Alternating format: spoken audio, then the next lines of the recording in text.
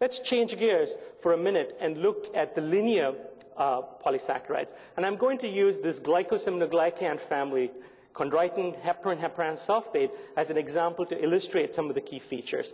Here's a cartoon of a cell.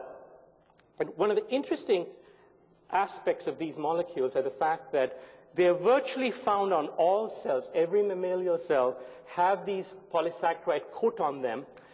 And they're also at the cell surface extracellular matrix interface and act as a reservoir for storing a variety of molecules, growth factors, cytokines, chemokines, enzymes. In many ways, they play a role in how a cell processes these various signals outside the cell so that they can dramatically start affecting the cellular functions in terms of the various signal transduction pathways.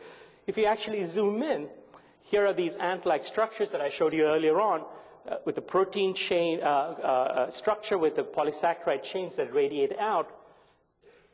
In many ways, these polysaccharide chains act as a platform where a variety of signaling molecules bind to them in sequence-specific fashion, and these molecules then are presented through a cognate receptor on the cell surface.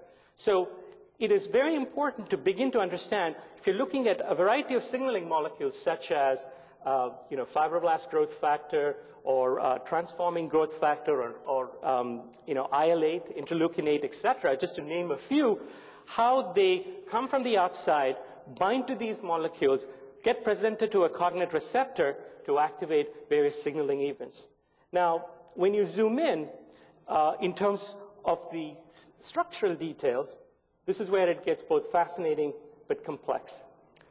There are many different building blocks that get assembled. Unlike having 4 bases that make DNA and 20 amino acids to make proteins, with glycosaminoglycans and heparin and heparan sulfate as an example, there are at least 48 possible modifications. Now you can begin to see the chemical diversity associated with these molecules, and there are, analogous to how DNA binds to proteins, minimal binding sequences that present different factors to these kinds of molecules so that they can modulate signals.